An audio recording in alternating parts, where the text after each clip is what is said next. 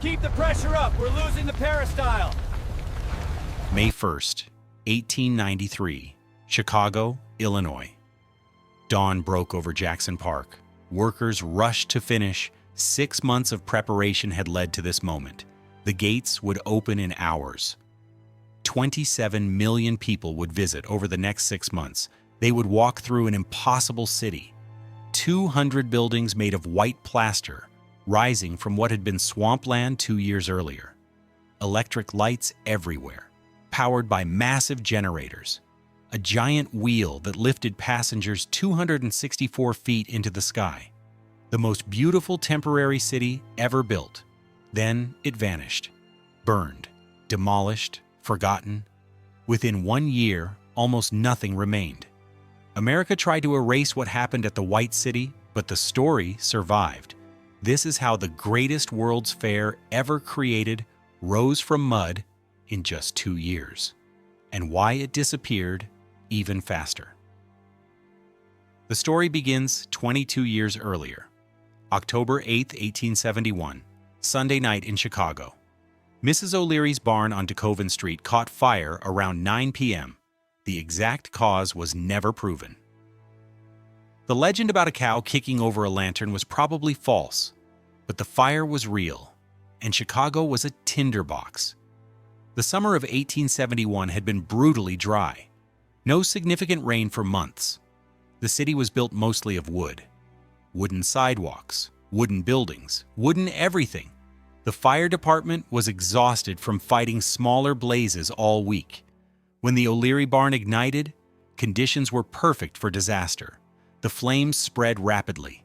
Southwest winds pushed the fire northeast toward the heart of the city. By midnight, downtown Chicago was burning. The fire jumped the Chicago River. Water could not stop it. The heat was so intense that buildings across the river ignited, without the flames even touching them. Firestorms created their own weather. Witnesses reported tornado-like wind patterns caused by the heat. Embers flew miles ahead of the main fire, starting new blazes. The fire department could do nothing. There was no containing it. The city burned for 2 days straight. By Wednesday morning, October 11th, rain finally came. The fire burned itself out. The devastation was total. 3 square miles of Chicago destroyed, 17,000 buildings gone, 100,000 people homeless out of a population of 300,000. The death toll was around 300, though the exact number was never confirmed. The financial loss exceeded $200 million in 1871 money, equivalent to over $5 billion today. Chicago's central business district was rubble. The courthouse, the opera house, hotels, stores, homes, all ash. The city that had been the railroad hub of America was a smoking ruin. But Chicago did not die. The railroads still converged there. The stockyards survived on the south side. The grain elevators were damaged but could be rebuilt. Chicago's location made it essential. The city occupied the exact spot where rail lines from east and west met, where goods moved between the Great Lakes and the rest of the country. You could destroy the buildings, but not the geography. Within days, rebuilding began. Within weeks, new structures were rising. Within months, the city was functioning again. Within 5 years, most of the burned district was rebuilt.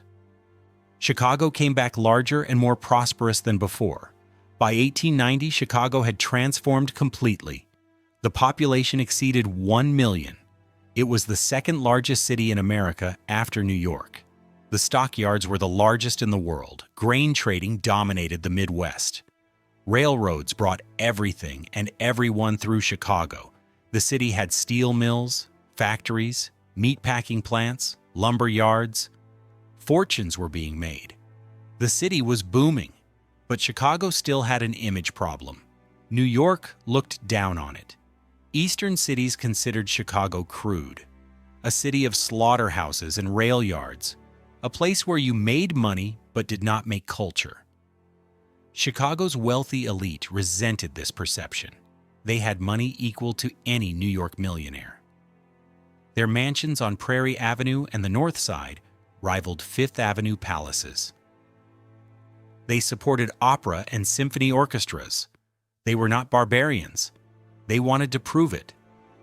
The opportunity came in 1889. France was hosting the Exposition Universelle in Paris. The centerpiece was the Eiffel Tower. The fair celebrated the 100th anniversary of the French Revolution. It was spectacular. Over 32 million people attended. The event made Paris the center of the world for 6 months. American cities watched with interest. The next major World's Fair would commemorate the 400th anniversary of Christopher Columbus arriving in the New World. That anniversary was 1492, so 400 years meant 1892. Congress would authorize an American exposition. The question was where. 4 cities competed seriously. New York assumed it would win. The largest city, the cultural capital, the financial center. New York had hosted smaller expositions before. The city expected the Columbian Exposition as a matter of right. Washington, D.C. also wanted it. The nation's capital seemed appropriate for celebrating American history. St. Louis had a strong case. It sat in the geographic center of the country.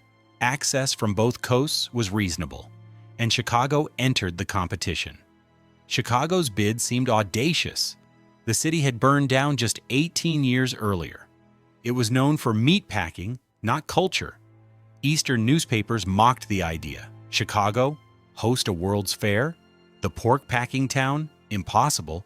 But Chicago had advantages. First, the railroads. Every major rail line in America passed through Chicago. Visitors from anywhere in the country could reach Chicago easily. Compare that to New York on the far East Coast.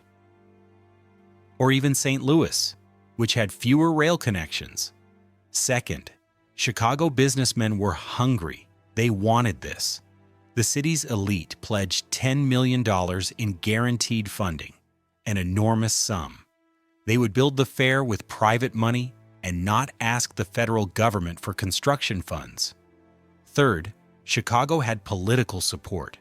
Illinois politicians pushed hard in Congress. They made deals. They promised votes on other issues. They worked the system. The competition came down to a congressional vote. February 1890. The Senate voted, Chicago won.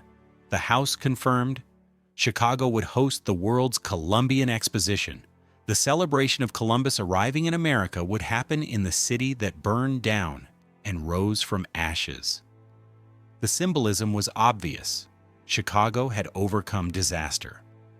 Now it would show the world what American determination could accomplish. But first, they had to build it. And the deadline was impossible. The fair was scheduled to open April 1892, 400 years exactly after Columbus sailed. But planning took time. Selecting a location took time. Hiring architects took time. By the time serious work could begin, it was late 1890. That gave them barely 18 months to build an entire fairgrounds from scratch. The Chicago South Park Commission offered Jackson Park as the site. It was not ideal. The park occupied 600 acres along Lake Michigan on the city's south side, but most of that land was unusable. Sandy beaches, swamps, marshland, scraggly vegetation. The park had never been properly developed. It was essentially wasteland. To build a World's Fair, there would require draining swamps, creating lagoons, moving earth, building bridges, constructing over 200 buildings in 18 months. In Chicago, where winter lasted 5 months and stopped all construction. The Exposition Corporation hired Daniel Burnham as chief of construction. Burnham was 43 years old, a successful Chicago architect. He had designed major buildings downtown with his partner John Root. Burnham was known for completing projects on time and under budget. He was organized, efficient, and drove his workers hard. He needed all those qualities for this job. The Exposition Corporation also hired Frederick Law Olmsted as landscape architect. Olmsted had designed Central Park in New York. He was 68 years old, at the peak of his profession. but even Olmsted thought the Jackson Park site was hopeless. Too swampy, too undeveloped, too difficult. He recommended choosing a different location. The Exposition Corporation refused. Jackson Park was what they had. Make it work. Burnham and Olmsted studied the site through fall 1890. They walked the marshes. They surveyed the land. They calculated what could be done. Their conclusion was grim. Building a World's Fair on this site in 18 months was probably impossible. But they had committed to trying. The plan they developed was ambitious. Create a series of lagoons and waterways through the park. Use the excavated earth to build up dry land for buildings. Construct an enormous basin in the center surrounded by the grandest structures. Make water a central feature since the site sat on Lake Michigan. Create islands connected by bridges. Plant thousands of trees and flowers. Transform 600 acres of wasteland into the most beautiful fairgrounds ever built. Simple. All they had to do was move millions of cubic yards of earth, drain swamps, build 200 structures, and landscape everything. Before winter 1892, no problem. Work began in earnest in spring 1891. The first task was drainage. Engineers diverted streams and dug drainage channels. Swamps were drained into the lagoon system. The wettest areas became water features. You could not fight the swamp, so you worked with it. Dredges moved earth constantly. Steam shovels excavated soil. Workers built up land in some areas while creating water channels in others. The sound of machinery filled the park. Hundreds of laborers worked 10-hour days. Progress was agonizingly slow. Moving earth took time. Creating stable foundations in swampy ground took longer. Winter would arrive and stop everything. And they had barely begun. Then, disaster struck. January 1891. John Root, Burnham's partner and the chief designer, caught pneumonia. Chicago winters were brutal. Root had been working constantly, sleeping little, pushing himself too hard. His immune system collapsed. Within days, pneumonia turned critical. Doctors could do nothing. January 15th, John Root died. He was 41 years old. Burnham was devastated. Root had been his partner for 18 years. More than that, Root was the creative genius. Burnham was the administrator who made things happen. Root was the artist who envisioned them. Now Root was gone, and the fair's design was still incomplete. Burnham had to continue alone. He made a crucial decision. Bring in multiple architects rather than design everything himself. Burnham invited the most prestigious architectural firms in America to collaborate. Each firm would design specific buildings, but all the buildings had to follow unified design principles. This was unprecedented. Major architects normally competed. They did not collaborate, but Burnham convinced them. This fair would be too important.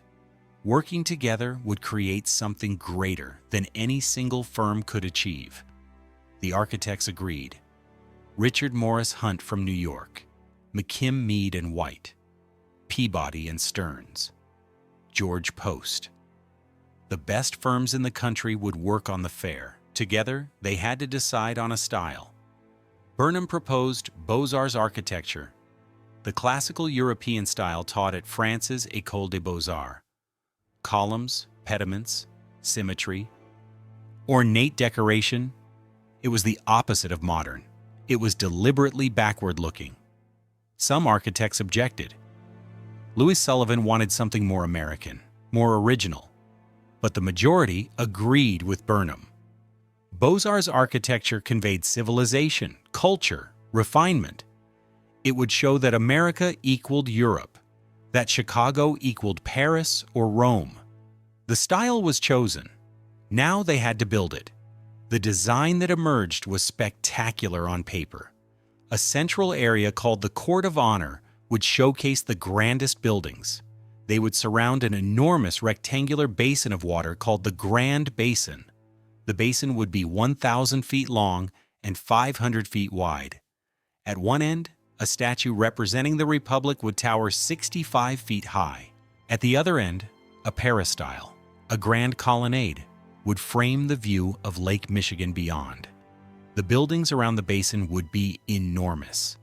The Manufactures and Liberal Arts Building would cover 44 acres under one roof, the largest building in the world. The Machinery Hall, the Agriculture Building, the Electricity Building, all massive structures. Each would be 4 or 5 stories tall. Each would be covered in white plaster. That was another crucial decision. The buildings would be temporary. They only needed to last 6 months. So instead of stone or brick, they would be constructed with a material called staff. This was a mixture of plaster of Paris, cement, and hemp fiber. Workers could mold staff into any shape. It dried hard. It looked like carved stone from a distance, and it was cheap and fast. The buildings would have steel frames for structure, wood for interior supports, staff on the exterior for decoration, paint them white. From a distance, they would look like marble palaces. Up close, they were plaster and wood, but that was acceptable for a temporary exposition. All the buildings would be the same height at the cornice line, 60 feet. This would create visual harmony across the Court of Honor. No building would dominate. All would work together as a unified composition. The architects called this the skyline rule. Every major structure had to respect the 60-foot cornice height. Above that, domes or towers or decorative elements could rise. But the main walls stopped at 60 feet. This would make the whole Court of Honor feel like one coordinated design, rather than random buildings clustered together.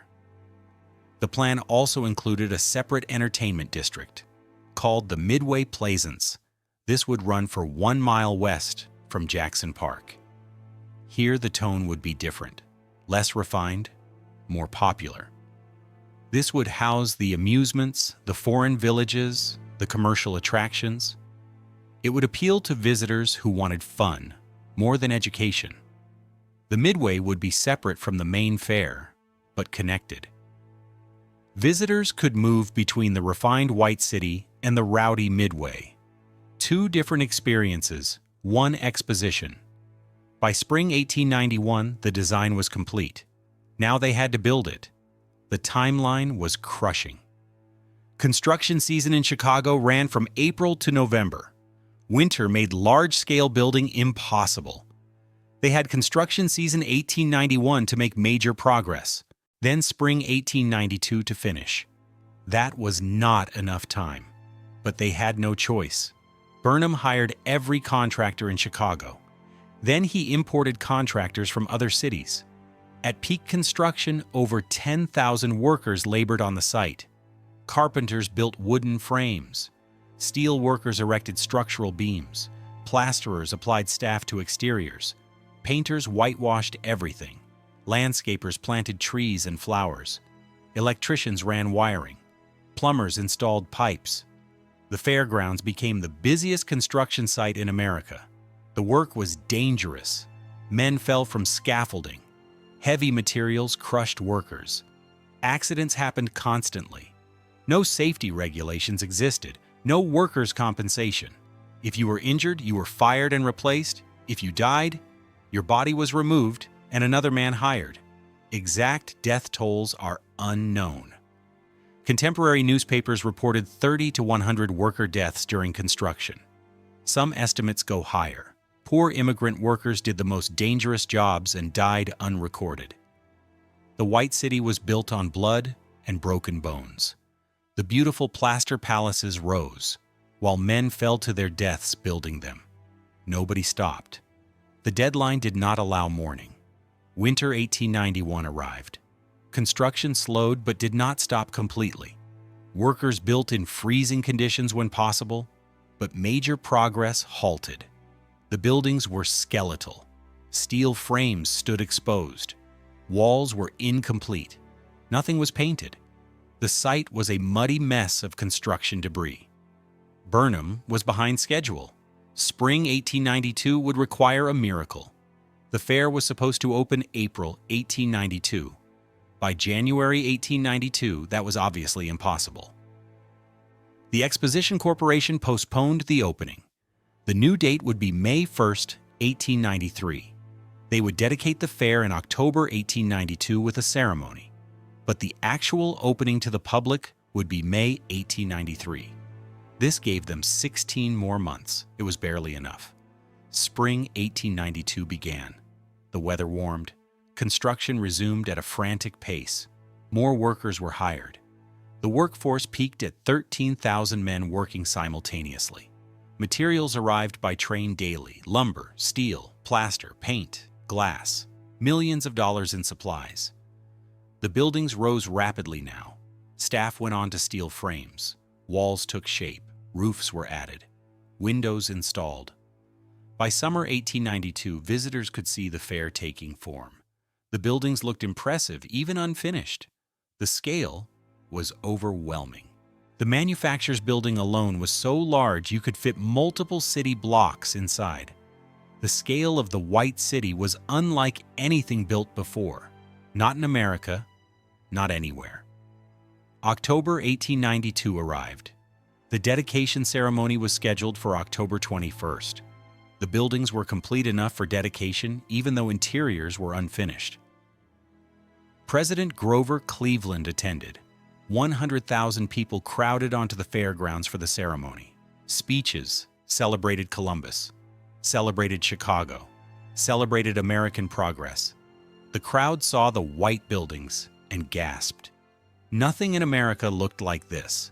The Court of Honor, with its grand basin and white palaces, seemed like Europe transported to Chicago. It was intentionally overwhelming. After the ceremony, the fair closed to finish construction. 6 more months to complete interiors, install exhibits, landscape grounds, and prepare for opening day, May 1893. Burnham drove his workers relentlessly. Every day mattered. Every delay was disaster. Somehow they would finish. Somehow they would open on time. The impossible deadline would be met. May 1st, 1893. Opening day arrived. The gates opened at Jackson Park at 10 a.m. Crowds had been waiting since dawn. Tickets cost 50 cents, equivalent to $17 today. Expensive.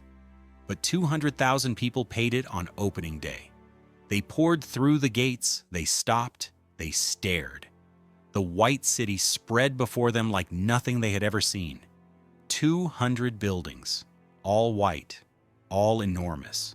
Lagoons and waterways everywhere. Bridges connecting islands. Gardens blooming. Electric lights visible even in daylight. And the scale. The buildings were so large, they distorted perspective. The manufacturer's building looked small from a distance. Walking closer revealed its true size. 44 acres under one roof. The largest building on Earth. President Grover Cleveland arrived for the official opening ceremony. He stood on a platform overlooking the Grand Basin. 100,000 people crowded the Court of Honor to hear him speak. Cleveland gave a short speech. He pressed a button. Electricity flowed. Fountains in the basin erupted, flags unfurled. Machinery in the machinery hall roared to life. The fair was officially open. The crowd cheered. Then reality set in. Many buildings were still incomplete. Workers were still painting. Exhibits were not fully installed. Some buildings had scaffolding still standing inside. The opening was rushed. Burnham had met the deadline, but barely. Visitors that first week saw construction continuing around them. Workers painting walls while crowds walked through galleries. Carpenters finishing staircases while exhibits were being arranged. The fair was open, but not ready. The press noticed. Newspapers criticized the unfinished state. They called it disorganized. They said Chicago had overpromised and underdelivered. The criticism stung. But Burnham kept working. Within 2 weeks, most construction was complete. Within a month, the exhibits were properly installed. The fair improved rapidly. Early visitors saw chaos. Later visitors saw perfection. By June 1893, the White City was operating smoothly, and the crowds kept growing. Walking through the main entrance brought visitors to the Court of Honor. This was the heart of the White City. The Grand Basin stretched before them, 1,000 feet long, 500 feet wide. Water reflected the white building surrounding it. At the far end, the Statue of the Republic rose 65 feet high, a female figure covered in gold leaf holding a globe and staff. She represented American liberty and progress. Behind her, the peristyle colonnade framed the view of Lake Michigan beyond. Gondolas glided across the basin carrying visitors. The gondoliers were actual Venetians imported from Italy. They sang Italian songs while rowing. It felt like being in Europe. The buildings around the Court of Honor competed for attention. To the south stood the Manufactures and Liberal Arts Building. This was the centerpiece. The largest enclosed space ever created, 44 acres of floor space under one roof. The building had no interior columns supporting the roof. The engineering was revolutionary. Steel trusses spanned the entire width. The roof stood 200 feet above the floor at its peak. Inside, exhibits from around the world filled the space. Every nation with an industrial economy had displays. Germany showed precision machinery. Britain displayed textiles and manufactured goods. France exhibited furniture and luxury items. America dominated the center with exhibits showing everything from sewing machines to railroad equipment. You could walk for hours inside the Manufactures Building and not see everything. To the north stood the Machinery Hall. This building showcased American industrial power. Inside, massive steam engines powered machinery demonstrations. Visitors watched printing presses operate, saw looms weaving cloth, watched metal being stamped and shaped. The centerpiece was the Alice engine, a massive steam engine producing 1,000 horsepower. It stood 40 feet tall. It powered equipment throughout Machinery Hall. The engine ran constantly. The sound was deafening. The vibration shook the floor. Visitors felt American power physically. This was not art. This was muscle. This was the machinery that made America an industrial giant. East of the Court of Honor sat the Electricity Building. This was the building that changed American life. Inside, the latest electrical technology was on display. Edison's company had exhibits. So did Westinghouse. The two were locked in the war of currents, debating whether direct current or alternating current should power America. Westinghouse won the contract to light the fair. His AC system powered 90,000 incandescent bulbs throughout the grounds. This was the first time most Americans saw electric lighting. Previously, lighting meant gas lamps or candles. Electricity was theory for most people. At the fair, it became real. Visitors pressed buttons and lights turned on. They saw electric motors running. They watched electrical demonstrations. Within years, American cities would demand electrical power. The fair created that demand. The Agriculture Building showed America's farming abundance. State exhibits displayed grains, produce, livestock information. Iowa showed corn, Kansas showed wheat, California showed fruit. Each state competed to show superior agriculture. The building also housed exhibits on food processing. Visitors saw how flour was milled, how meat was packed, how canned goods were produced. Heinz Company had an exhibit giving away free pickle pins. Over 1 million pins were distributed. The pickle pin became the most famous souvenir of the fair. People wore them for years afterward, showing they had attended. The Fine Arts Palace housed the art exhibition. Old masters from European museums, contemporary American art, sculptures. The building was different from others. It was built with brick and steel rather than staff. Why? Foreign governments refused to send valuable paintings to a building that might burn. Fireproof construction was required. So the Fine Arts Palace was permanent from the start. It would survive the fair. The art inside was spectacular. Paintings by European masters Americans had only read about. Works by living American artists proving American culture equaled Europe. The exhibition was free with fair admission. Thousands of Americans saw great art for the first time. But the White City was only half the fair. The other half was the Midway Plaisance. This was the entertainment district, a mile-long strip running west from Jackson Park. The Midway had a completely different character. The White City was refined, educational, uplifting. The Midway was commercial, rowdy, fun. It was where you went after seeing the serious exhibits. It was where the fair made money. Every attraction on the Midway charged separate admission. Want to ride the Ferris wheel? 50 cents. Want to see the belly dancers? 25 cents. Want to visit the villages? 10 cents each. The costs added up, but people paid gladly. The Midway featured recreated villages from around the world.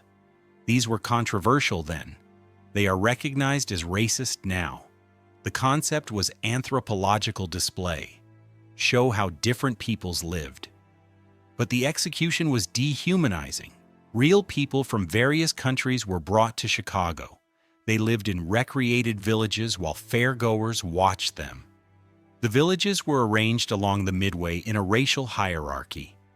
Closest to the White City were German and Irish villages. These were considered most civilized.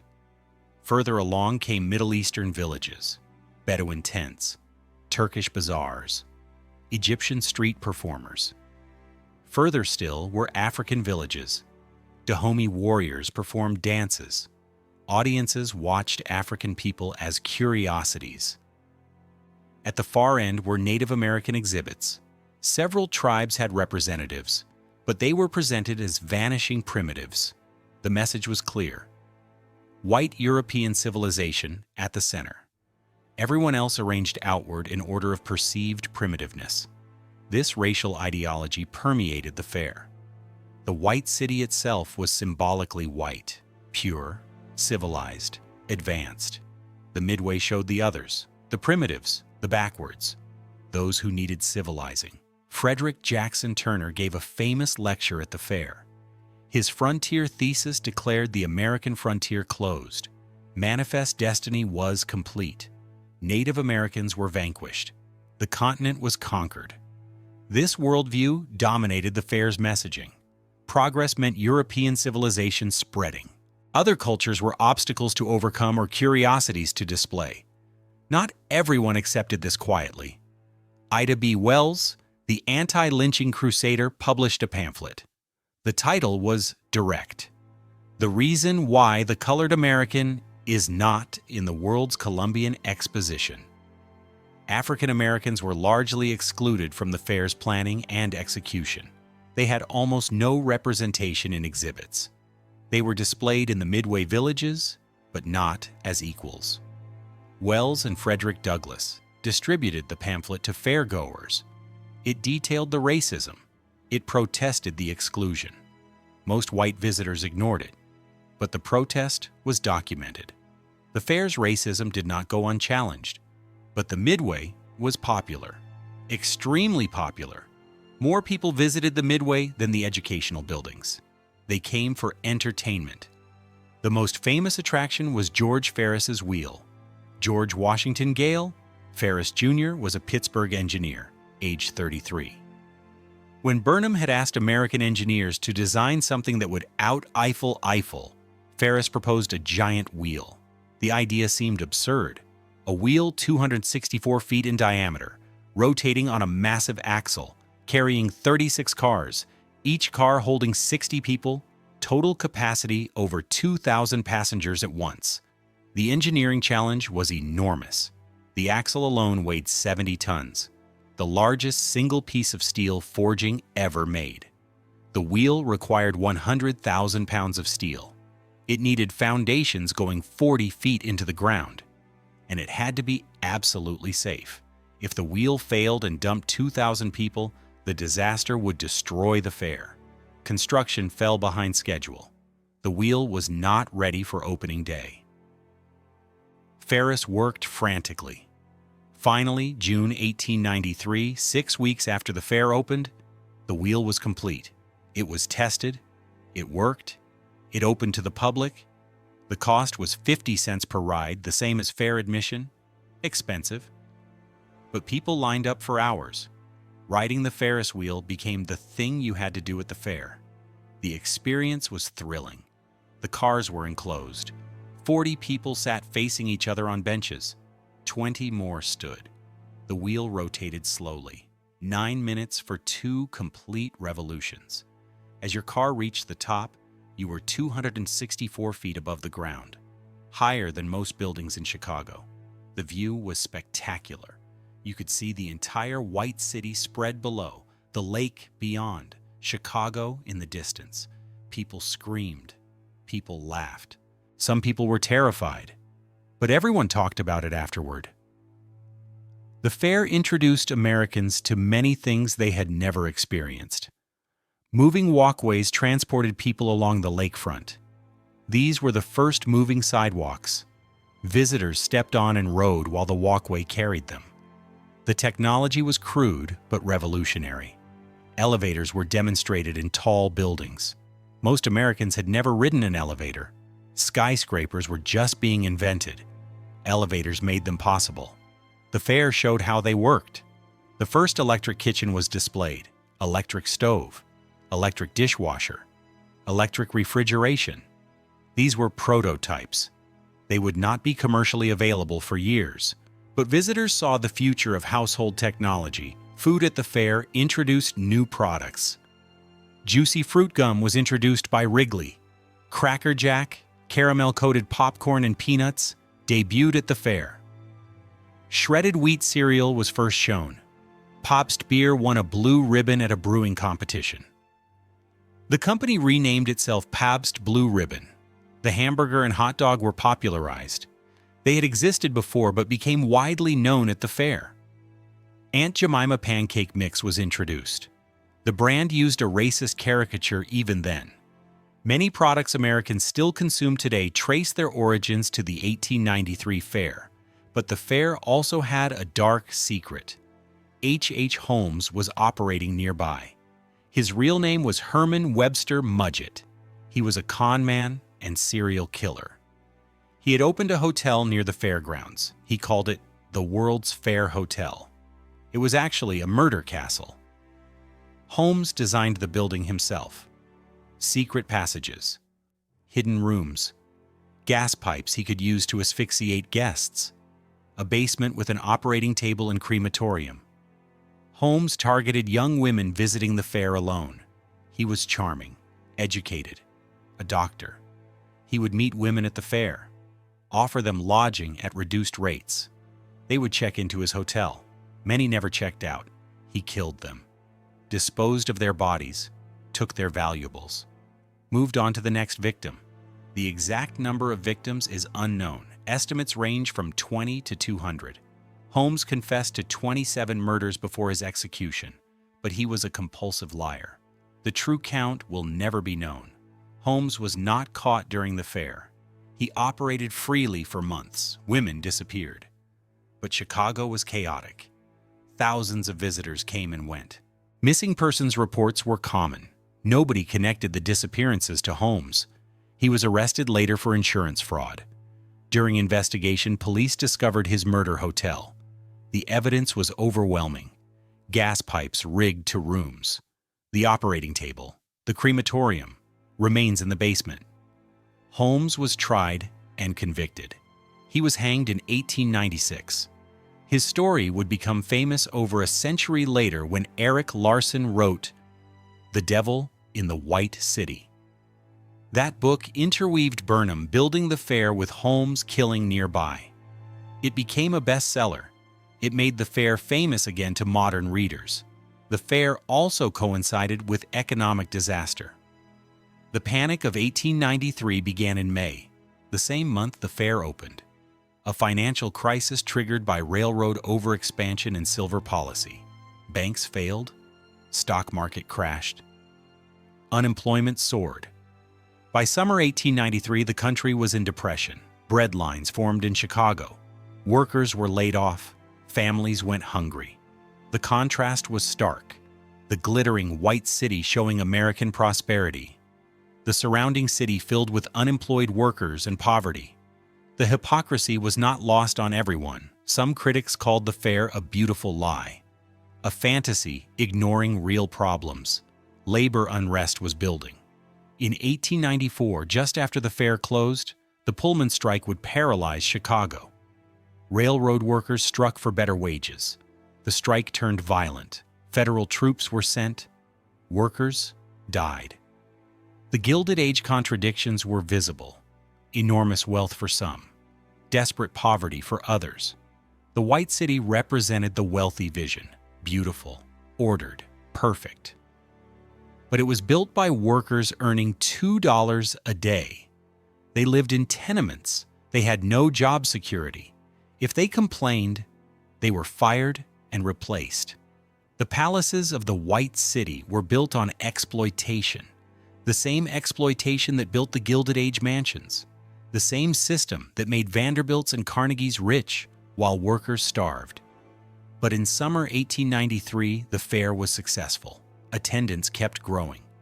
By August, over 10 million people had visited. The crowds were enormous. Lines formed for popular exhibits. The Ferris wheel had hours-long waits. Restaurants were packed. Hotels in Chicago were full. The fair was accomplishing what Chicago wanted.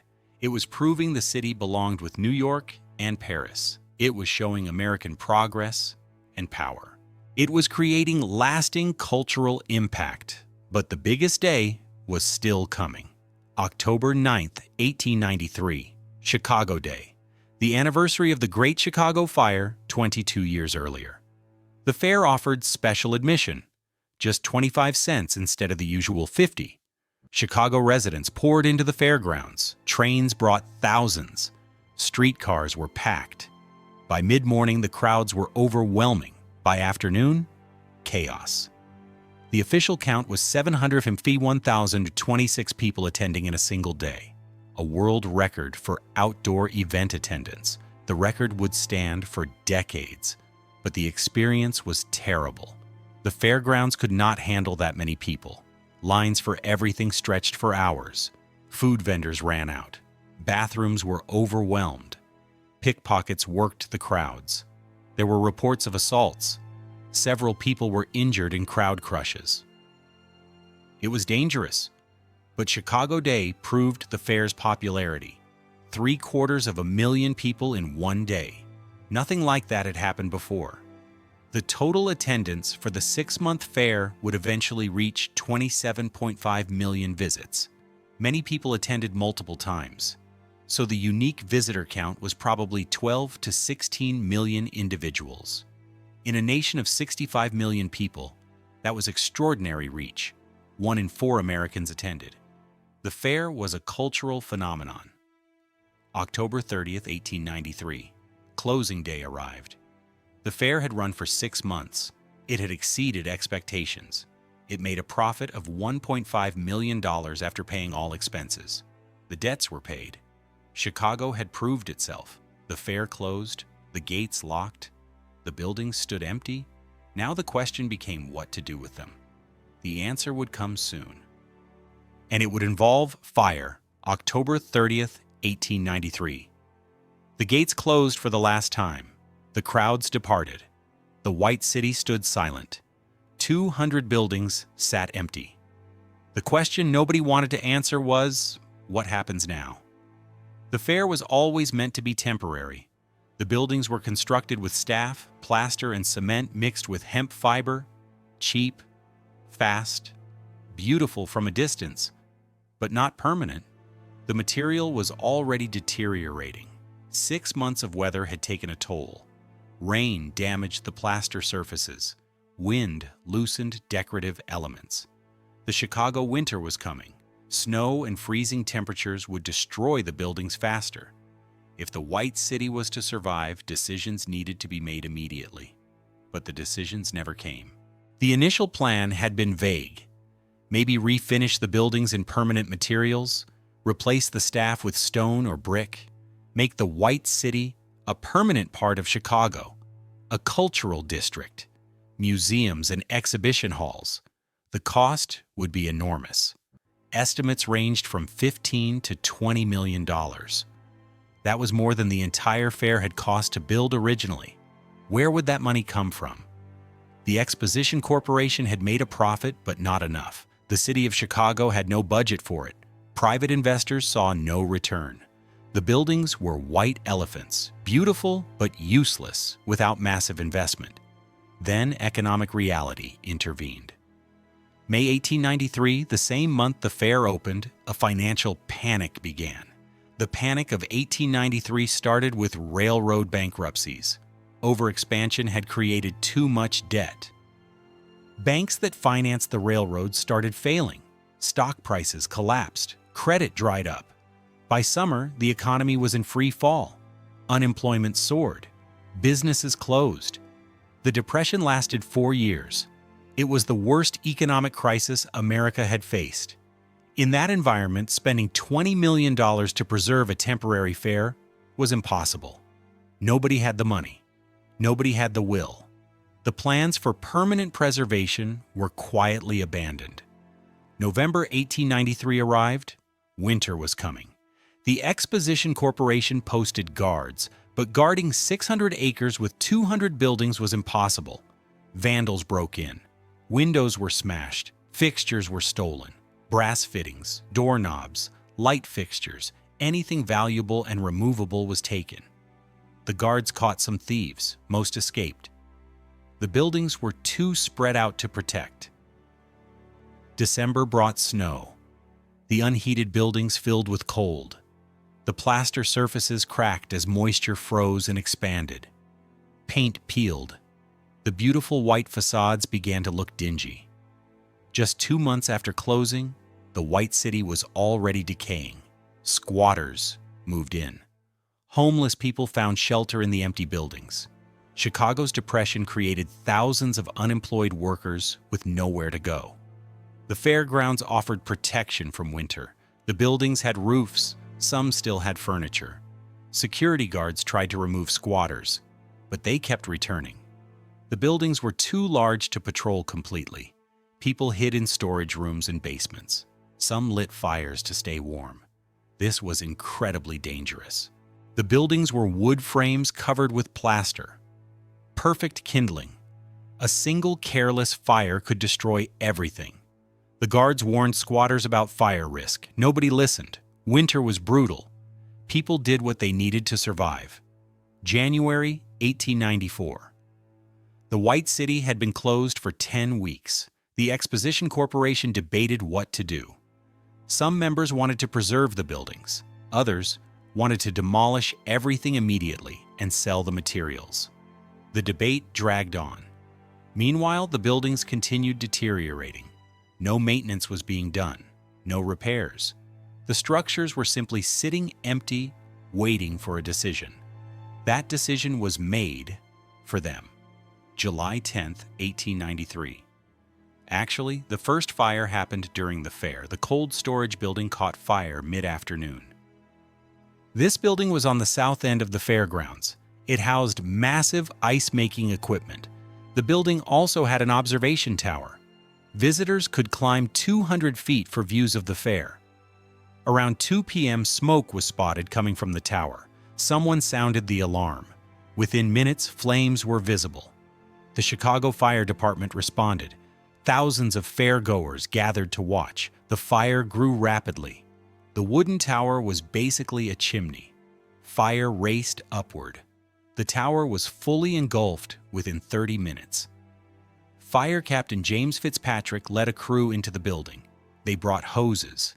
They climbed into the smoke. Lieutenant John Shea and 12 other firefighters followed. Their goal was to fight the fire from inside while other crews attacked from outside. The crowds watched anxiously.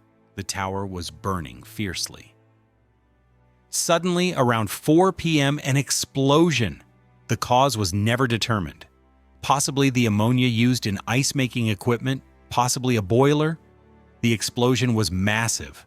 The tower partially collapsed. Walls buckled. Fitzpatrick and Shea were inside. So were 10 other firefighters. They were trapped. Other firefighters tried to rescue them. The smoke was too thick, the heat too intense. The building was collapsing. They had to retreat. Over the next hours, the cold storage building burned completely. By evening, the fire was out. The building was gone. Just steel framework remained. 12 firefighters died. Captain Fitzpatrick, Lieutenant Shea, 10 others. 3 civilian workers also died. Total deaths, 15. It was the worst disaster in Chicago Fire Department history. The bodies were recovered over several days. Some were badly burned. Some were crushed by debris. Funerals were held. Thousands attended. The city mourned. A small statue of Christopher Columbus had been in the cold storage building, made of copper, 12 feet tall. Somehow it survived the fire, barely damaged. The statue was recovered and kept. It became a memorial to the firefighters who died. The Chicago Fire Museum still has that statue today. It is one of the few physical objects that survived from the fair, but the cold storage fire was only the beginning. The real destruction was still coming. January 8, 1894, 10 weeks after the fair closed. The temperature was below freezing. High winds were blowing off Lake Michigan. Around 5:30 p.m., someone noticed smoke. It was coming from the casino building on the lakefront. The casino had been a restaurant during the fair. Now it sat empty. The cause of the fire was never confirmed. Likely a vagrant's fire that got out of control. Maybe an accident, maybe arson. The truth was lost. What mattered was the fire existed, and the conditions were perfect for disaster. The buildings were extremely dry, 6 months without heat. The wood framing had dried completely. The plaster staff was brittle. The wind was fierce. Gusts exceeded 40 miles per hour. The temperature was cold enough that water froze in fire hoses. The Chicago Fire Department was notified around 6 p.m. They responded quickly, but they faced immediate problems. The hydrants near the fairgrounds had been turned off for winter. Pipes would freeze. It took time to get water flowing. Meanwhile, the fire spread. The casino building was fully involved within 30 minutes. Flames shot 100 feet into the sky. Embers flew on the wind. They landed on the peristyle. The grand colonnade, 500 feet of covered walkway connecting the casino to the music hall. The peristyle was wood and plaster.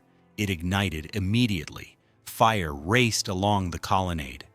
Within an hour, the entire peristyle was burning. The music hall caught next. Then the terminal station building. Then the building housing the Vienna Cafe. One by one, the buildings around the Court of Honor ignited. Firefighters could do little. The water pressure was weak. Many hydrants did not work. The wind was too strong. Embers were flying hundreds of feet. Buildings were igniting before firefighters could position hoses. The plaster material burned hot. It collapsed unpredictably. Walls fell without warning. It was too dangerous to fight from inside. Crews attacked from outside, but the fire was too big. Too many buildings burning simultaneously. By midnight, 7 major structures were destroyed or seriously damaged. The loss was catastrophic. The casino was gone completely. The peristyle was gone. The music hall collapsed. The terminal station was destroyed. The manufacturer's building was partially damaged on one end. Other smaller buildings burned. By dawn, January 9th, the fire was finally controlled. Firefighters stayed for days putting out hot spots. The damage assessment was staggering. Over $2 million in property loss. The most spectacular buildings of the Court of Honor destroyed in one night. The White City's heart was ripped out. Newspaper coverage was extensive. Photographs showed the devastation. Where beautiful white colonnades had stood, only twisted metal and ash remained. The peristyle, which had framed the view of Lake Michigan so perfectly, was completely gone. Just foundations remained. The fire had consumed everything combustible. The steel structural elements survived, but were twisted and useless. The buildings could not be salvaged. They had to be demolished completely. The January fire changed everything. Plans to preserve the White City were dead. The remaining buildings were now dangerous derelicts. They had to come down. Spring 1894 arrived. Demolition began in earnest. Contractors were hired to tear down what remained. The process was depressing. Buildings that had taken months to construct were demolished in weeks. The manufacturer's building came down. The largest enclosed space in the world was reduced to rubble. Wrecking crews tore down walls, salvaged what steel they could. The wood was burned or hauled away. The plaster was worthless. It went to landfill. Some decorative elements were saved. Stone carvings, statues. Individual items were purchased by collectors. A few architectural fragments went to museums. But most of the White City simply went to garbage. The agriculture building was demolished. The machinery hall came down. The electricity building was torn apart. All through spring and summer 1894, the demolition continued. By fall, most of the major buildings were gone. The site was returning to parkland. The lagoons remained. Olmsted's landscaping survived. The trees and plants continued growing. But the buildings vanished. Brick and stone structures survived longer. The Palace of Fine Arts was built with permanent materials. It remained standing, but it sat empty. Nobody had funding to operate it. The building slowly deteriorated. Over years, it decayed. By 1920, it was a ruin. The roof leaked, windows were broken, pigeons nested inside. But the walls stood. The structure survived. The Ferris wheel remained on the Midway until 1906. It continued operating after the fair closed. A private company ran it as an amusement, but attendance was low. Maintaining the wheel was expensive. By 1906, the company gave up. The wheel was dismantled. It was shipped to St. Louis for the 1904 Louisiana Purchase Exposition. It operated there for one season. Then it was scrapped. The metal was sold. The largest Ferris wheel ever built was melted down. Just 13 years after it was constructed, nothing remained. By 1895, barely 1 year after the fair closed, almost nothing of the White City remained visible. Jackson Park looked like a park again. The lagoons were there. Some landscaping was maintained, but the buildings were gone. A visitor who had attended the fair in 1893 would struggle to recognize the site in 1895. The transformation was that complete. The White City had vanished. Why was it destroyed so quickly? Multiple reasons intersected. First, the buildings were temporary by design. They were never meant to last. The staff material could not survive Chicago weather for more than a year or two. Even without fires, the buildings would have collapsed within 5 years. The material simply was not durable. Second, the economic depression made preservation impossible. Converting the buildings to permanent materials would cost $20 million minimum. Nobody had that money in 1894. Banks were failing. Unemployment was over 20%. Spending millions on abandoned fair buildings was unthinkable. Third, there was no clear purpose for the buildings. What would they be used for? Museums required ongoing funding. Exhibition halls needed regular events. The buildings were too large for most uses. Each major structure was the size of a city block. Heating them would cost thousands monthly. Maintaining them would require staff. Who would pay those costs? The city could not. The federal government showed no interest. Private investors saw no profit. The buildings had no sustainable economic model. Fourth, the fires made the decision for everyone.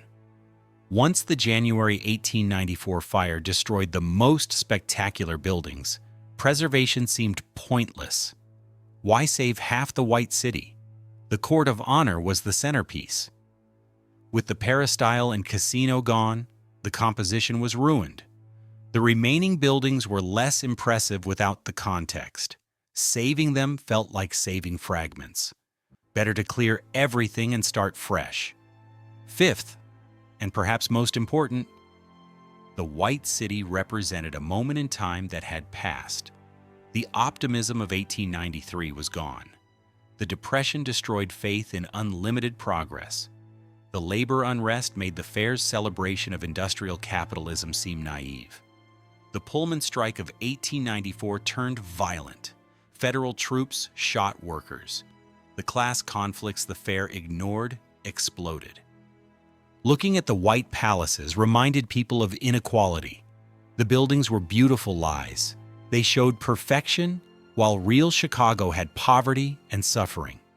Letting them decay felt honest. The fantasy was over. Reality returned, but some things survived. The Palace of Fine Arts endured because it was brick and steel. It sat empty for decades. Decay continued, but the bones remained. In 1920, Julius Rosenwald, president of Sears Roebuck, donated $3 million. He wanted to create a museum of science and industry. The Palace of Fine Arts building would house it. Renovations took 13 years. The building was essentially rebuilt from the inside. The exterior was restored to 1893 appearance. In 1933, the Museum of Science and Industry opened. 40 years after the fair, one building returned to use. Today, it remains one of the largest science museums in the world. Visitors walk through a structure from 1893. Most do not realize it. But the building they are in is 130 years old. The only major surviving structure from the White City, the Art Institute of Chicago building, also survived. It had been used for international congresses during the fair. The building was brick.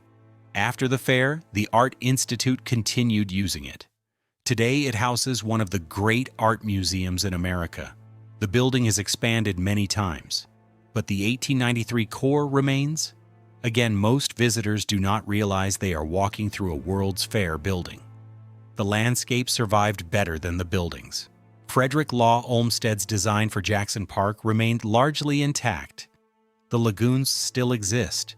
The waterways still flow. The wooded island sits in the center of the main lagoon, exactly where Olmsted placed it. Trees he planted grew to maturity. Some may still be alive today, 130-year-old trees from the fair's construction. The Japanese garden was rebuilt in 1981. The original Ho-Oh-Den Pavilion burned in 1946. But the current Garden of the Phoenix sits on the same site. The landscape architecture proved more durable than any building. The Statue of the Republic was destroyed but rebuilt. The original was 65 feet tall, covered in gold leaf. It was dismantled after the fair, lost.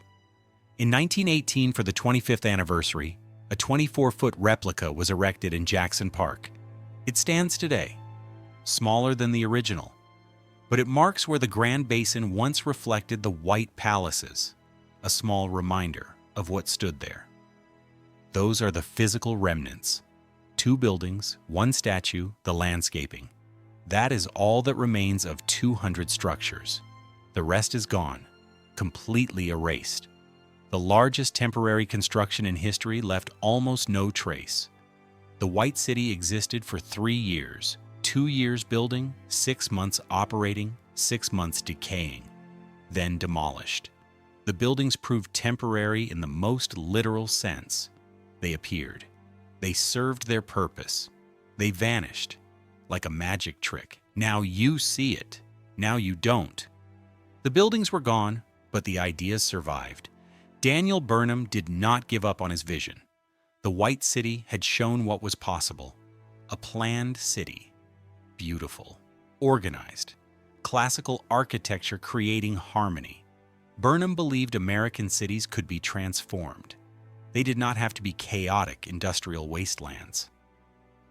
They could be orderly. They could have grand boulevards and public spaces. They could be designed rather than left to random growth. This became the City Beautiful movement. Burnham led it. Other architects joined him. They created plans for cities across America. The goal was to make cities look like the White City, The movement started immediately after the fair closed. Burnham was invited to create plans for multiple cities. Washington, D.C. was first. The capital's original L'Enfant plan from 1791 had been partially abandoned. Buildings were scattered. The mall was cluttered. Burnham's 1901 plan reimagined downtown Washington, clear the mall, create open space from the Capitol to the Potomac, build classical government buildings, make the Capitol look like a planned city. The plan was partially implemented. The mall was cleared. The Lincoln Memorial was built in classical style. Other government buildings followed Beaux-Arts designs. Modern Washington, D.C.'s monumental core reflects Burnham's vision.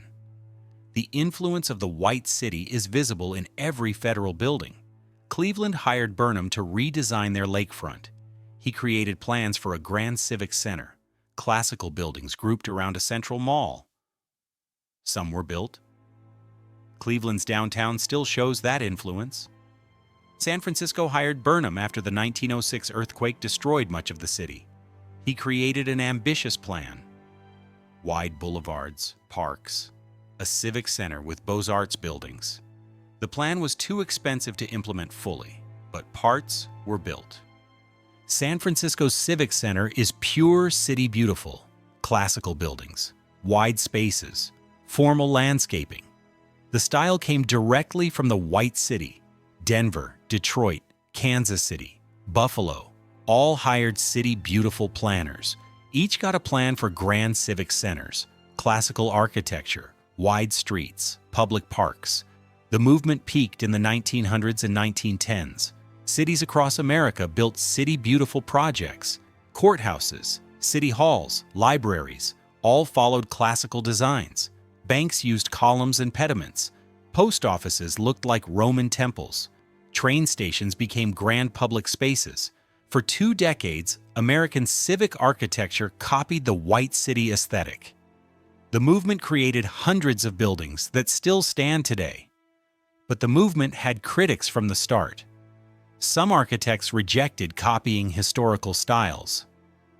Louis Sullivan, who designed the transportation building at the fair, hated the classical emphasis. He believed architecture should be original, American, not European imitation. His student Frank Lloyd Wright agreed. Wright visited the fair. He worked on some fair structures, but he rejected everything it represented. Wright created organic architecture, buildings integrated with nature, prairie-style homes, completely unlike classical palaces. Wright saw the White City as a wrong turn. American architecture copied Europe when it should have created something new. The critics had a deeper complaint. City Beautiful focused on appearance. Make cities look beautiful. Build impressive public buildings. Create parks and boulevards, but ignore social problems. The movement did nothing about tenement housing, nothing about poverty, nothing about working conditions. The beautiful civic centers were surrounded by slums. The disparity was glaring. Critics called it lipstick on a pig. You could build a classical city hall while workers lived in squalor. The buildings did not fix inequality, they just disguised it.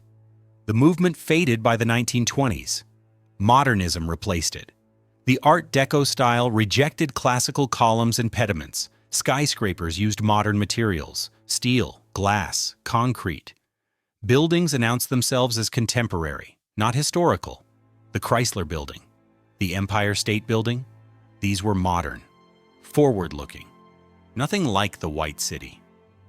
By 1930, classical architecture seemed old-fashioned, a phase that passed, but the physical legacy remained. Hundreds of city beautiful buildings stood in American cities. They still stand today. Every classical courthouse, every columned library, every Beaux-Arts city hall traces its design back to the White City. The buildings Burnham designed for 6 months influenced American civic architecture for 30 years.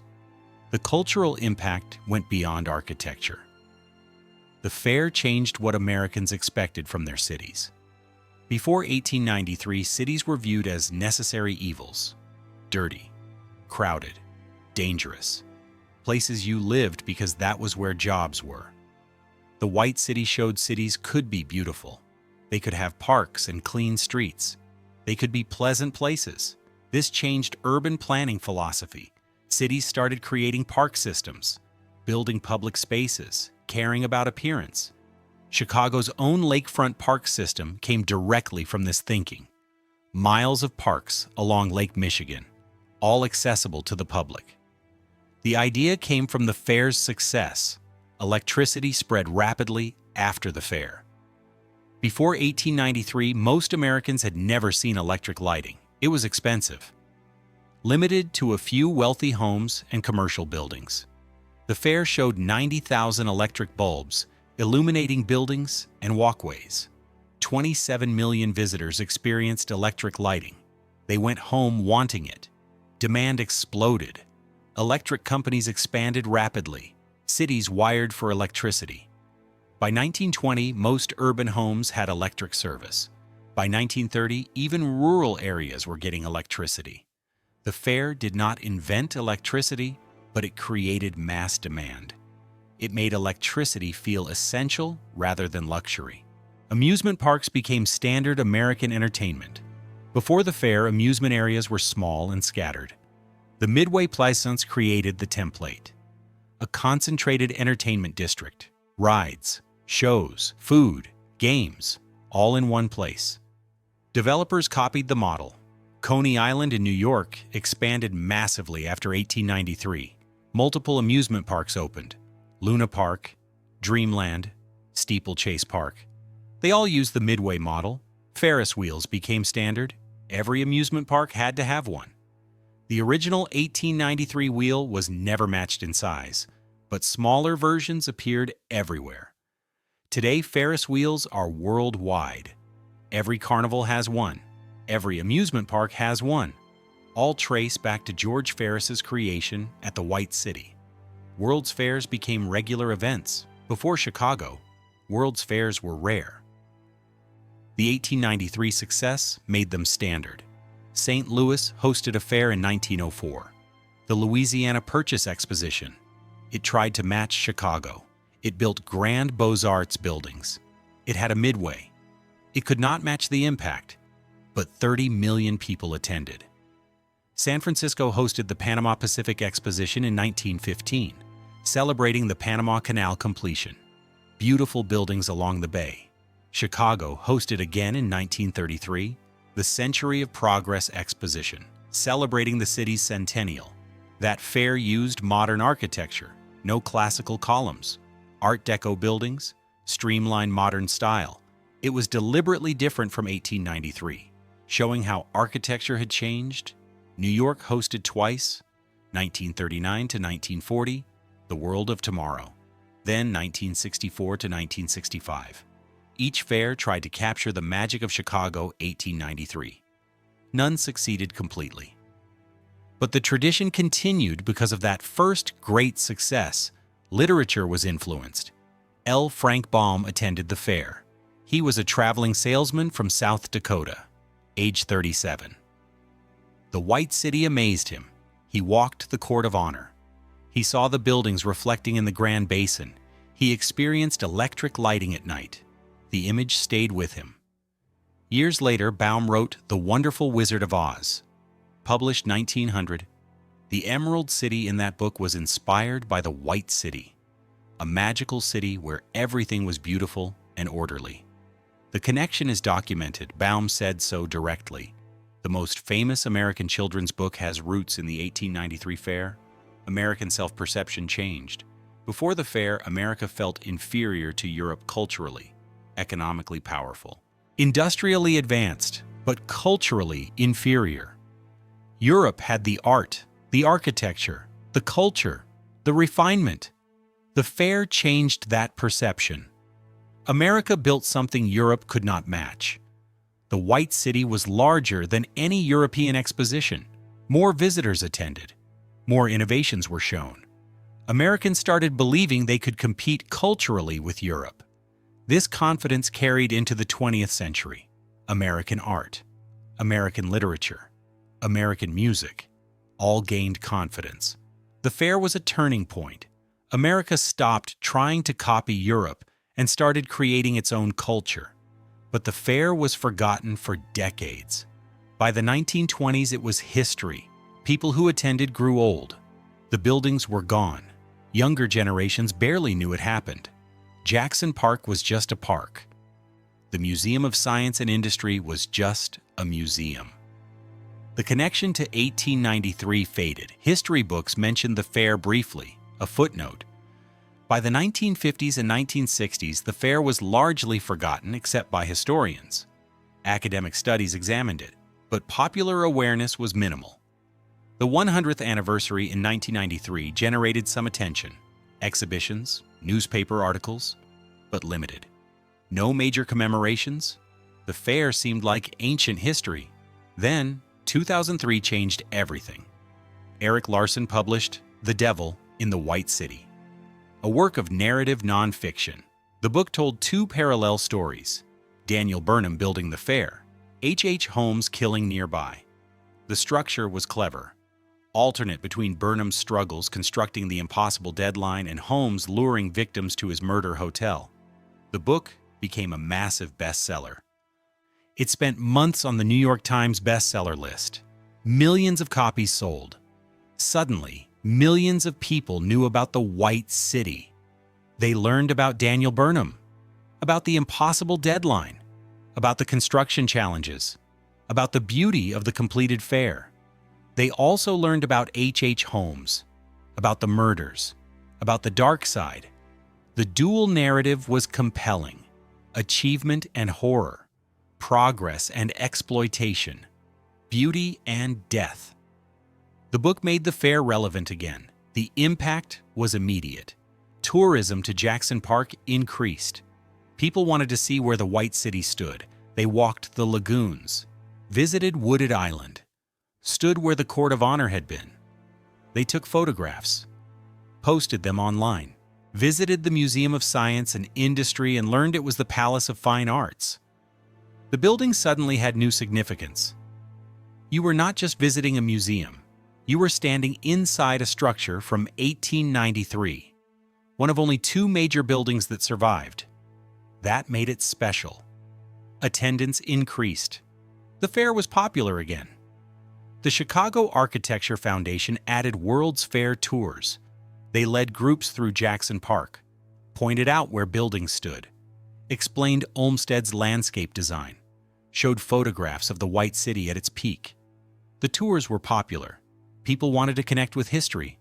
They wanted to understand what happened. The tours made the fair tangible, not abstract history. Real places you could stand in, real buildings that stood here. The connection to the past felt immediate. Online interest exploded. Wikipedia articles on the fair were comprehensive. Thousands of historical photographs were digitized. The Library of Congress made their collection available online. Anyone could see images of the White City, the buildings in their glory, the crowds, the exhibits, the Ferris wheel. The photographs brought the fair back to life. You could spend hours exploring images online, seeing details of the architecture, reading about specific buildings. The fair became accessible in ways it had not been since 1893. Previously, you needed access to archives. Now anyone with internet could see everything. YouTube documentaries reached new audiences. Creators made videos about the fair. Some focused on architecture, some on H.H. Holmes, some on the broader history. The videos got millions of views. Young people discovered the fair through YouTube. Generation Z learned about the White City. They shared videos, discussed them in comments.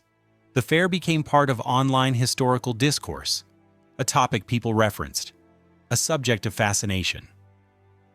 But the rediscovery also brought critical examination. 21st century viewers saw clearly what 1893 visitors ignored or accepted. The racism was undeniable. The living villages were dehumanizing.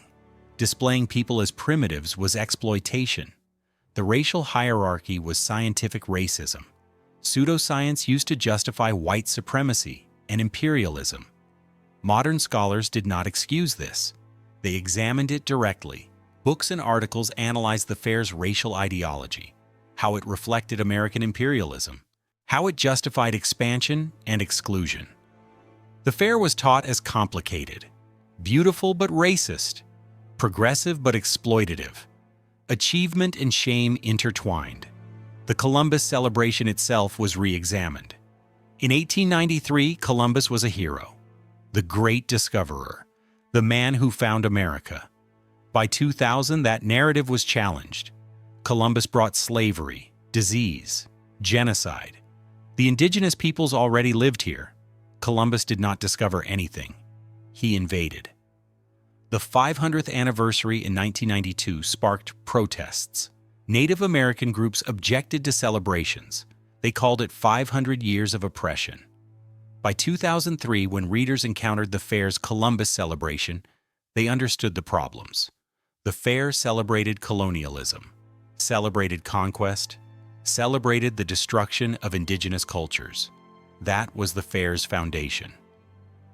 The 400th anniversary of invasion and genocide. Modern readers could not ignore that.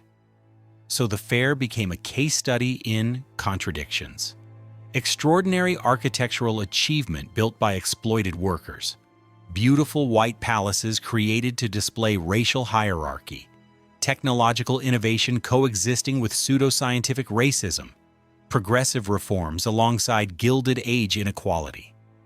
The fair showed America at a hinge moment, becoming a world power, but carrying forward the sins of the past.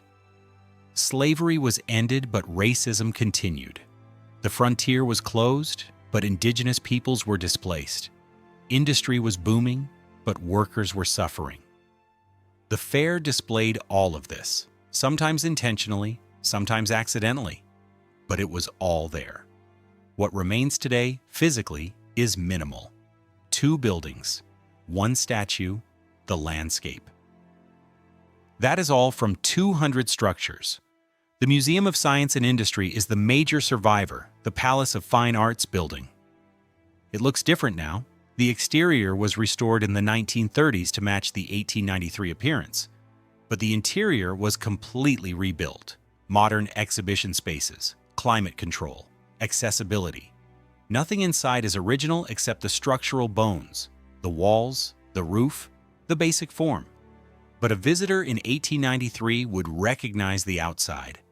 The columns, the proportions, the classical facade. It is the same building, 131 years old. The Art Institute of Chicago building is less obviously connected. It was not in Jackson Park. It served as auxiliary space for international congresses, not a major exhibition hall. After the fair, the Art Institute continued using it. Expansions were added, modern wings. The 1893 building is now a small part of a much larger museum complex, but it is there, the original entrance, the grand staircase, the Beaux Art details. If you know where to look, you can see 1893 in the building. Most visitors do not notice. They are focused on the art. The building is just the container, but for those who care, it is a physical link to the fair. The Statue of the Republic stands in Jackson Park, but it is not the original. The original was 65 feet tall, covered in gold leaf. A female figure holding a globe and staff. She represented American democracy and progress. The statue was dismantled after the fair. The materials were salvaged or lost. By 1918, the 25th anniversary of the fair, Chicago decided to create a memorial. A replica was built, 24 feet tall, much smaller than the original. It was placed in Jackson Park near where the Grand Basin had been. The statue stands today. Most people ignore it. Joggers run past. Dog walkers pass by. Few know what it represents, but it is there. A small reminder that the Court of Honor stood here. The Japanese garden was rebuilt in 1981. The original Ho-Oh-Den Pavilion burned in 1946, but the location was remembered. The Garden of the Phoenix was created on the same site, on Wooded Island in the center of the lagoon. The current garden has authentic Japanese landscaping, stone lanterns, carefully placed rocks, pruned trees. It is beautiful. But it is not the 1893 structure. That is gone. This is a tribute, a recreation of the spirit, if not the physical building. Frederick Law Olmsted's landscape is the most intact surviving element. The lagoons he designed still exist. The waterways still flow. The islands he created are still there. Wooded Island sits in the lagoon center exactly where he placed it. The trees he planted grew to maturity. Some may still be alive. 130-year-old oaks and elms, planted during fair construction, still standing. The pathways around the lagoons mostly follow his design. The bridges cross where he intended. Jackson Park's layout is essentially his 1893 plan. The buildings are gone, but the land remains shaped by his vision. That is the physical legacy, minimal. 2 buildings, 1 statue, the landscape. From 200 buildings, that is what survived. Everything else is photographs and memories. The Court of Honor exists in images. The Grand Basin is visible in old photographs. The peristyle colonnade is documented. The Ferris wheel is captured in pictures. But they are gone physically, erased from the landscape. You can stand where they stood. But nothing marks the spots. No plaques. No outlines on the ground. Just grass and trees. The White City returned to nature. Can you experience the fair today? Yes and no. You can visit the places, walk the grounds, stand where the buildings stood, but you cannot experience what visitors experienced in 1893. The scale is gone. The overwhelming sight of 200 white buildings at once. That is impossible to recreate. Photographs show individual buildings. They cannot convey standing in the Court of Honor surrounded by palaces in every direction. The impact was cumulative. The size, the whiteness, the electric lights, the crowds, the sounds, walking through rooms the size of city blocks, standing beneath domes 200 feet high. That sensory overload is lost forever. But you can understand intellectually what stood here. The Museum of Science and Industry offers that connection. You walk through the building. The exterior looks as it did in 1893. White columns, classical pediment, symmetrical design. You are standing in the Palace of Fine Arts, one of 14 great buildings, one of 2 that survived. Inside, exhibits fill the space. Submarines hang from the ceiling. A Boeing 727 sits in the entry hall. Science demonstrations happen constantly. The building is alive, active. This is what survival looks like. Not preservation in amber, adaptation. The building serves a purpose. That purpose keeps it maintained, keeps it relevant. The Museum of Science and Industry proves that adaptive reuse works.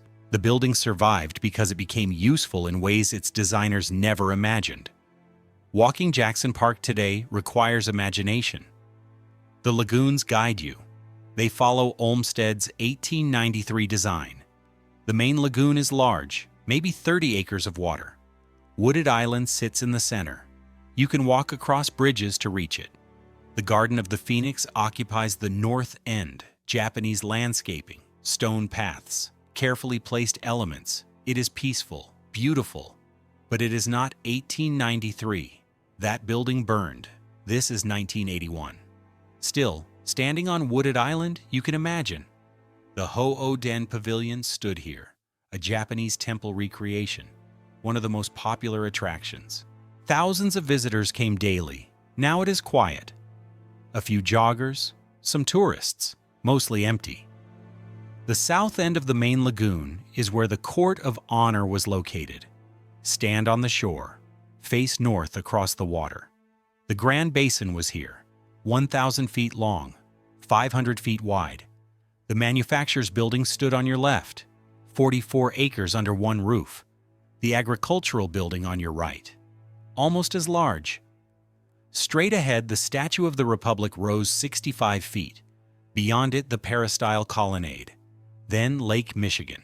The view was designed, every element carefully placed. Today you see water, trees, grass, joggers on paths. The The Museum of Science and Industry is visible in the distance, but nothing else. No white palaces, no grand basin, no statue. The space is empty, but emptiness has meaning. Stand there long enough and the absence becomes present. You can feel what is missing. The photographs help. Bring a phone. Pull up images of the Court of Honor. Compare. Here is where you are standing. Here is what stood here. The white buildings rising impossibly high. The scale was superhuman. Looking at photographs while standing in the space creates connection. Not the same as experiencing the original, but something. A bridge across time. You are standing where millions stood, seeing nothing where they saw everything. That contrast is powerful. The Statue of the Republic stands about half a mile south, near the intersection of Hayes Drive and Richards Drive. You can walk there. It takes 10 minutes from the main lagoon. The statue sits in a small plaza, trees around it.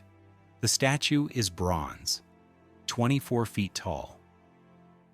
The figure holds a globe in one hand, a staff topped with an eagle in the other. Her expression is serious, determined. She faces north toward where the Court of Honor stood. The statue is weathered, green patina, bird droppings. Nobody maintains it carefully.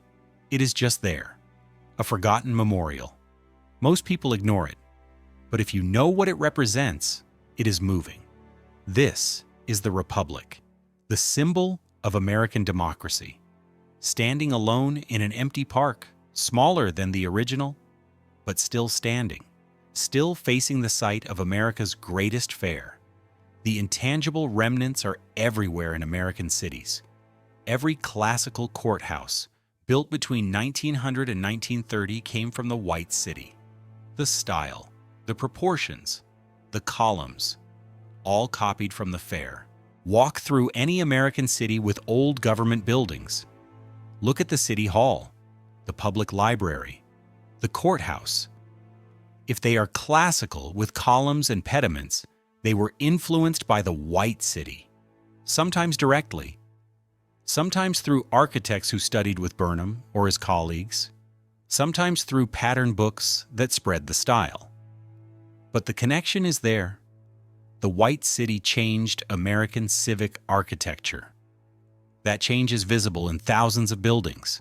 Ferris wheels are worldwide now. Every amusement park, every carnival, every fair, they all have one.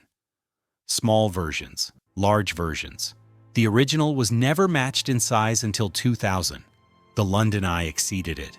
Then other cities built giant observation wheels. Singapore, Las Vegas, Dubai, all much larger than the 1893 original. But they all trace back to George Ferris. His 1893 invention started the tradition. Every person who has ever ridden a Ferris wheel is connected to the White City. Billions of people.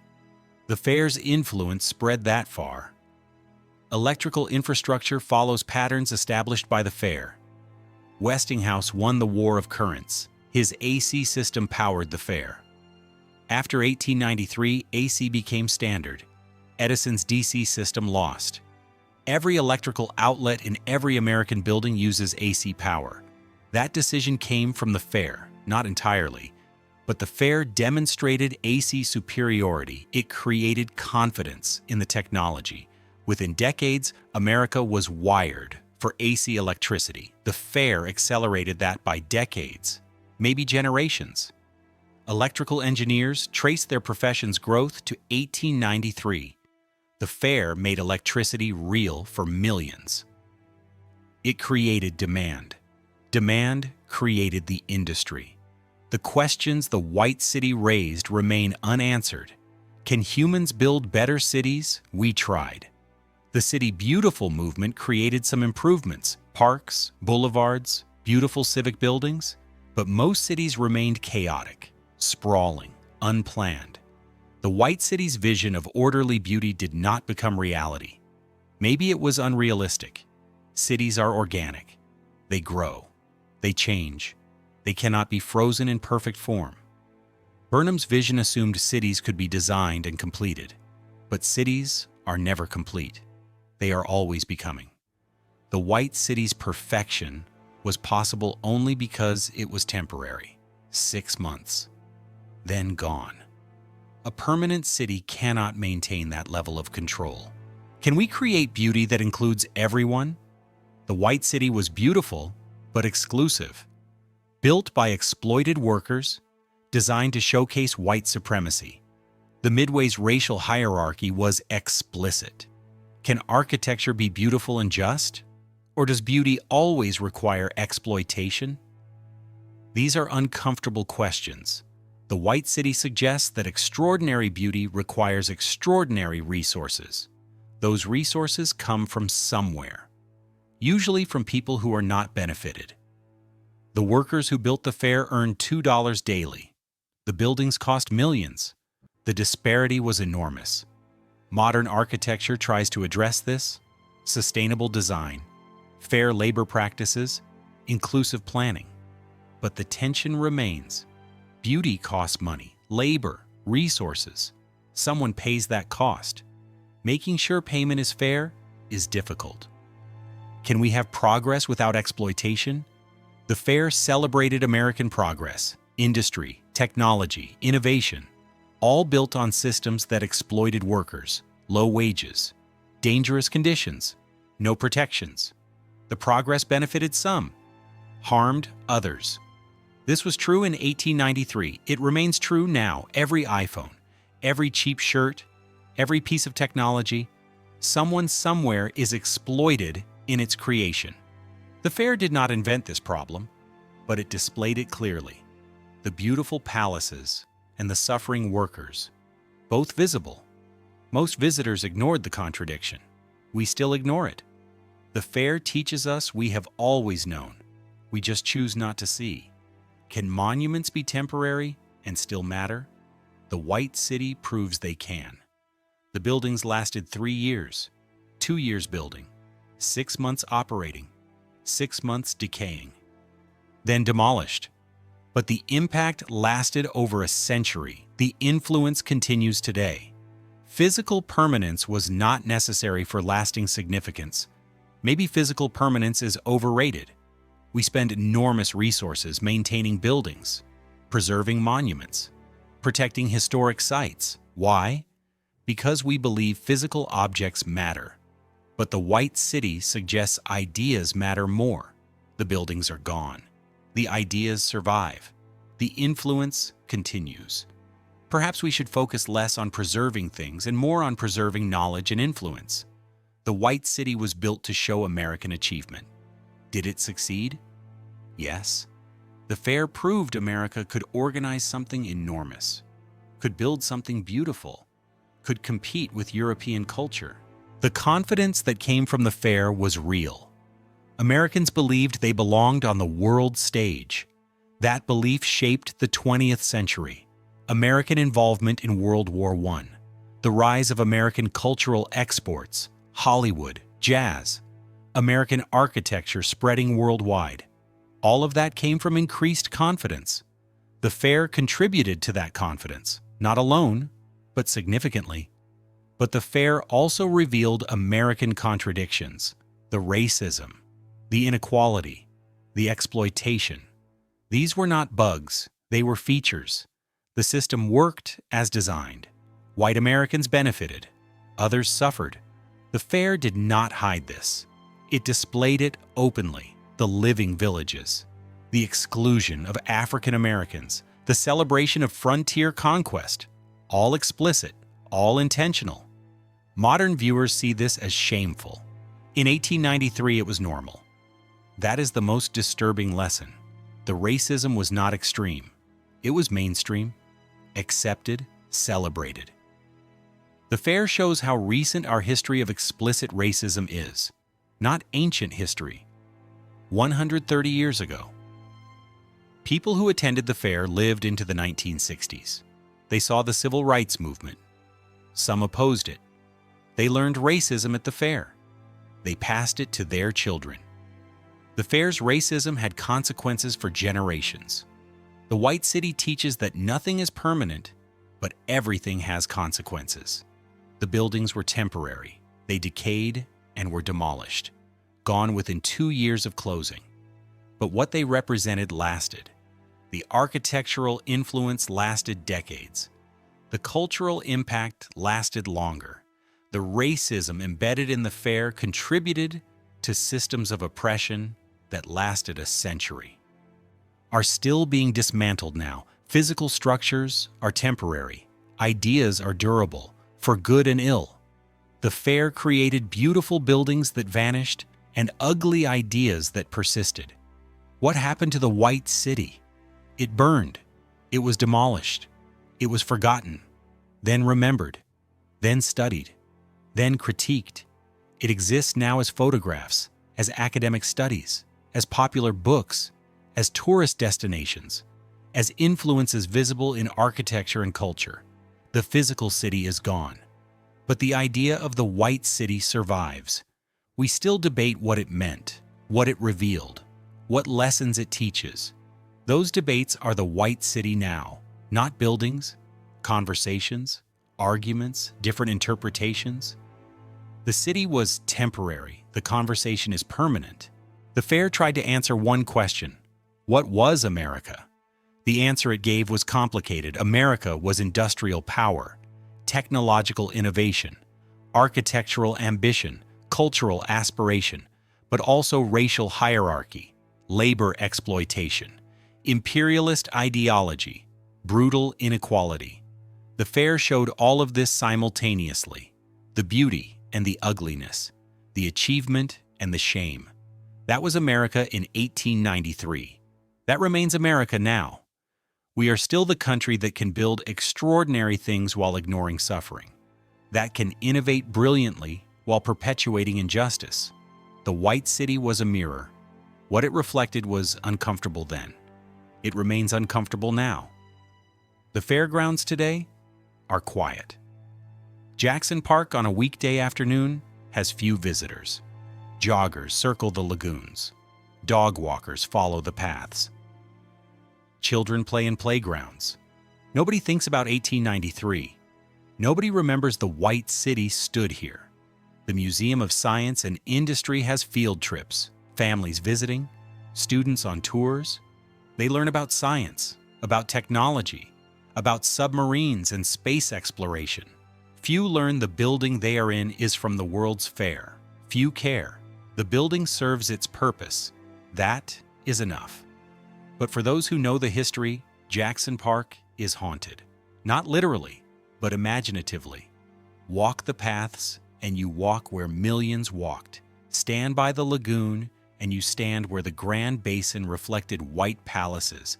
Every step is on ground that was transformed. Twice. Once, when the swamp became the White City. Once, when the White City returned to park. The land remembers even if people forget. Olmsted shaped these lagoons. Burnham placed buildings here. Millions of visitors walked these paths. Their presence is gone, but the space remembers. History is layers. The White City is one layer of Jackson Park's history. Below, it is the swamp. The Native American presence before that. The geological history before that. Above it is the park, the museum, the gardens, the communities that use the space now. Each layer matters. Each has meaning. The White City was significant, but it was not everything. It was a moment, an important moment, but still, just a moment in a much longer story. Understanding that provides perspective. The fair was not the peak of history. It was one event among many, important but not ultimate. The White City asked what was possible. The answer was ambitious. We can build extraordinary beauty. We can organize massive projects. We can innovate and create and accomplish remarkable things. But the fair also asked what was permissible. The answer was disturbing. We permit exploitation if results are beautiful. We permit racism if economy benefits. We permit suffering if progress continues. Those permissions were explicit in 1893. They are implicit now. but they continue. The fair did not create these permissions, but it revealed them, made them visible, celebrated them even. That visibility is the fair's most important legacy, not the buildings, not the innovations, the revelation of what America was willing to accept. Modern visitors to Jackson Park see a pleasant urban park, trees, water, paths, museums. It is nice, relaxing, safe. The violence of the fair's construction is invisible. The workers who died building it left no graves here. The racism displayed in the Midway left no markers. The exploitation of labor left no monuments. The pleasant park erases that history, makes it comfortable, easy to visit without confronting uncomfortable truths. That erasure is intentional. Parks are meant to be pleasant. History is meant to be sanitized. We preserve what makes us feel good. We forget what makes us feel bad. But forgetting is not neutral. Forgetting is choice. We chose to forget the white city. We chose to erase the buildings. We chose to ignore the racism. We chose to downplay the exploitation. Those choices have consequences. They allow us to repeat mistakes, to perpetuate injustices, to ignore warnings. The white city warned us. Beauty can hide ugliness. Progress can mask suffering. Achievement can excuse exploitation. We ignored those warnings then. We ignore them now. The fair's demolition was physical. Its lessons were demolished too. The title asks a question. What happened to the white city? The complete answer requires understanding all the layers, the physical destruction, the cultural forgetting, the eventual rediscovery, the ongoing debates. Each layer adds meaning. Together, they tell the full story. The white city was built, it operated, it burned, it was demolished, it was forgotten, it was remembered, it was studied, it was critiqued. Each phase mattered.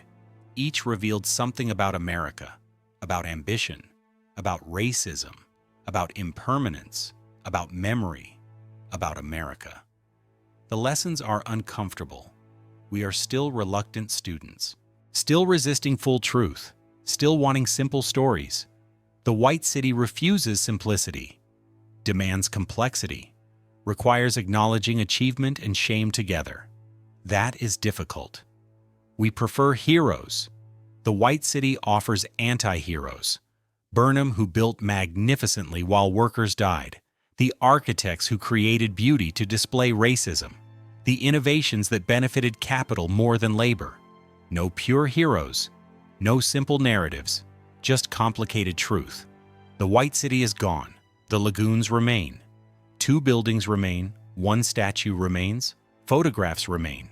Academic studies remain. Popular books remain. Debates remain. Memory remains. That is what survives. Not the physical structures, the discussions they generated, the arguments they sparked, the questions they raised. Those are permanent, or as permanent as anything becomes. The buildings were temporary. The conversations continue. That is the final answer. What happened to the white city? It became conversation, endless conversation, about what America was, what America is, what America should be. That conversation matters more than any building ever could. And conversations do not burn.